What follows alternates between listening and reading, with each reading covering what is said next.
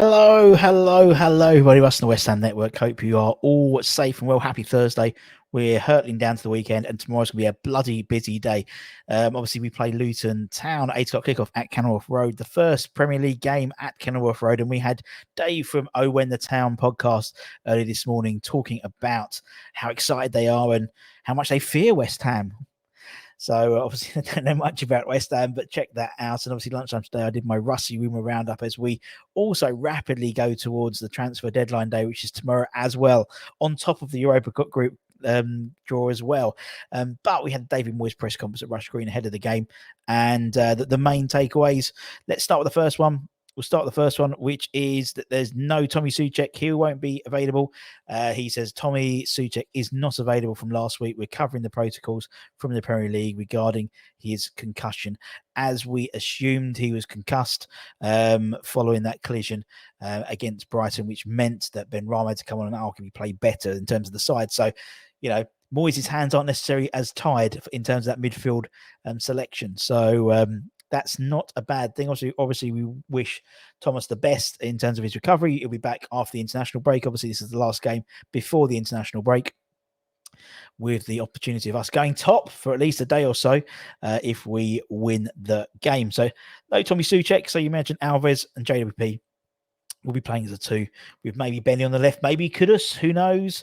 Paqueta in the middle. We're doing our starting 11 later on, so check out that show as well. Asked about the club form in general. Obviously, we're playing quite well at the moment. Obviously, we've got 7 points, probably seven points more than most people thought we would have at this stage. He said any manager will tell you that a good start to the season is important. We've had a great start to the season with some tough games. Got another tough game on Friday, but our lads have gone about their business really well. It's only the start of the season, so you won't get carried away, but getting points and away of victories has been difficult in the last season. Our form at London Stadium has been good, but we've only had one chance to do that this season. Away form will be key. And indeed, I mean, not counting chickens before they hatch, but if we do win against Luton, we're a quarter of the way through from safety. So after 4 games. So the West Ham, you can never knock that out of me. That West Ham that's getting to 40 points as soon as possible. He continued about the club form and in terms of how he's looking at it so far. He says, my time at West Ham's been really special. I said when I joined that I wanted to grow the club and make it better, and I think we might have done that. We finished 6th and 7th in the league and in the European trophy. I hope my time here will be seen as really positive, which is quite a bizarre question to answer. Asked about the transfer window, which obviously closes tomorrow as well. We've always had to add some players to the squad with, he should have named number 41 leaving and Lanzini moving on. We've done that. Didn't mention Scott Macker though. You had to get a balance. We don't want too many players. You have to have the right numbers. And right now we're in pretty good shape. I agree. Maybe you see 1 or 2 coming in before Friday. Asked about Luton Town. He says it's been brilliant by Luton to get themselves in the Premier League. They've been knocking on the door for a couple of years, and going to a newly promoted team for their first game is always tough. We did it against Forest, don't forget, last year, 1-0, and he should have been named missed a penalty. All I can do is go and get my team ready as I can, make them aware of Luton's qualities, and I'm sure Luton will use the tight environment to their advantage.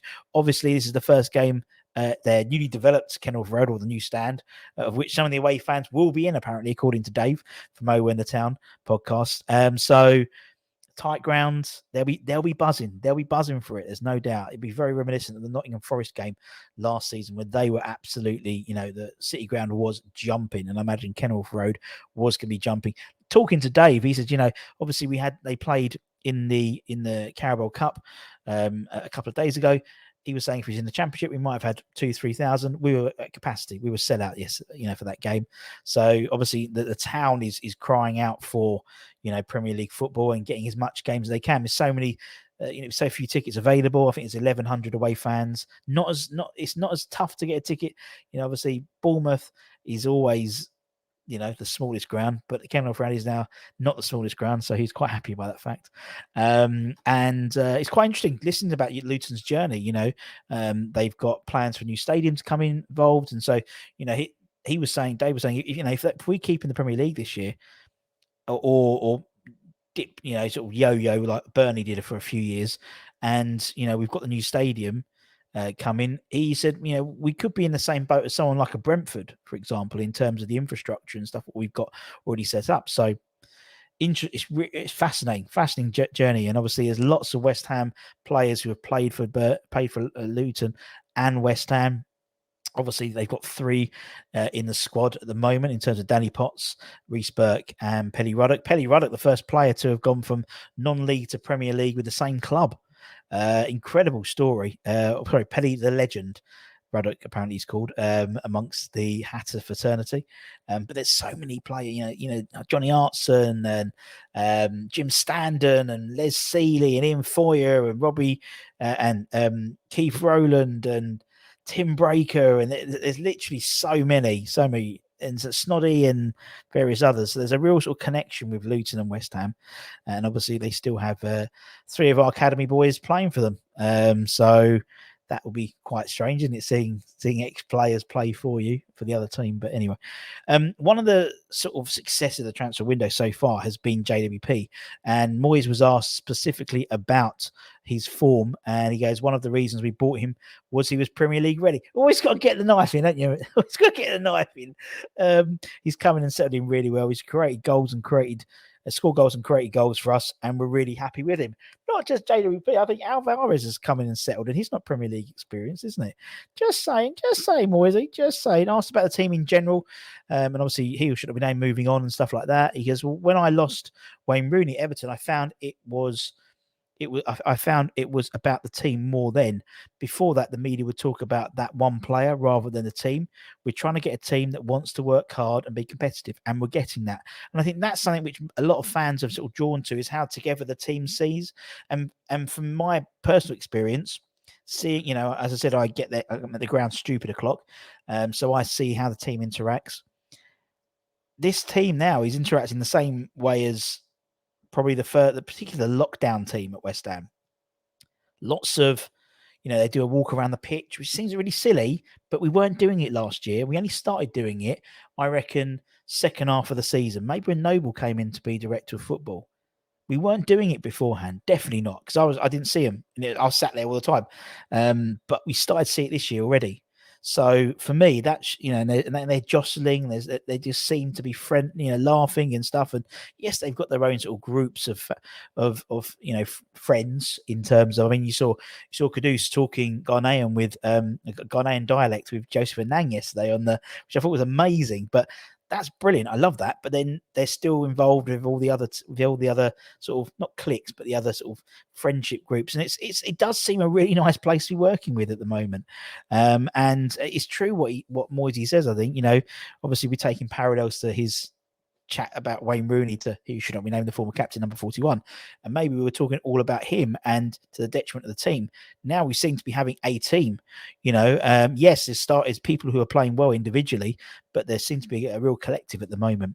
And obviously, so not only have we got Luton, not only have we got the transfer deadline day, but we've also got the Europa League group stage at midday. We'll be doing a live watch along stream, same as every other bugger probably on YouTube, so make sure you join us. We've got PowerPoint and everything.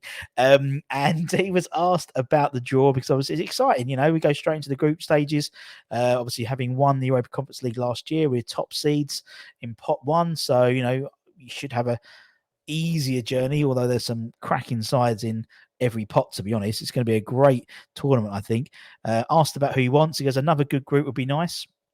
Good travel will also be good too, because that's hugely important. This part of the season leading up to Christmas can be a drain in some ways. We generally made it good in terms of European results, and hopefully we can do it again.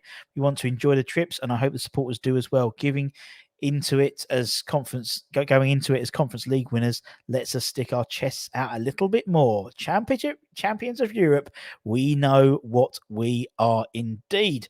And that concludes the David Moyes press conference. For any of the channel members, we'll have a synopsis from Jordan, who's our new correspondent, who obviously we had John T last year from Football London. We've got Jordan from The Sun, who'll be doing a little video hopefully, and that'll be going out to the channel members a bit later on. We've also got tonight, don't forget, we've got the boys from Have Your View West Ham, Thursday night live with them guys, so check them out. Then tomorrow, with all the fun of the fair, with everything, not just all the, we've got the stuff that we do for the pre-match as well. So we've got Richie's Review, starting 11 shows, and then we start all the fun of the fair in terms of the Europa League group, and then we've got the transfer deadline day with any sort of bits of information that come in. We'll be showing those as soon as we can, and then we start the pre-match content for the Luton game, and then afterwards we stay on a bit longer until the transfer deadline day closes. It's mental. So the only way you can't miss anything is by hitting the bell notification, hitting the like button, and selecting all under the preferences.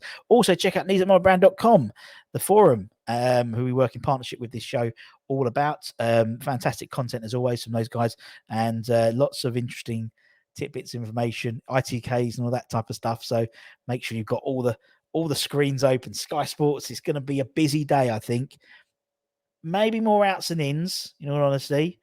Nothing might happen at all. But as I said, this transfer window, I've been tracking it, 160 players we've been linked with, and we've signed 4.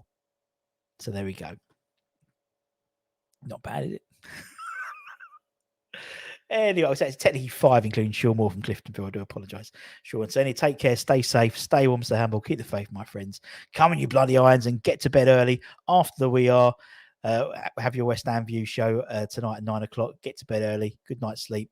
Busy day tomorrow. Much love. Bye-bye.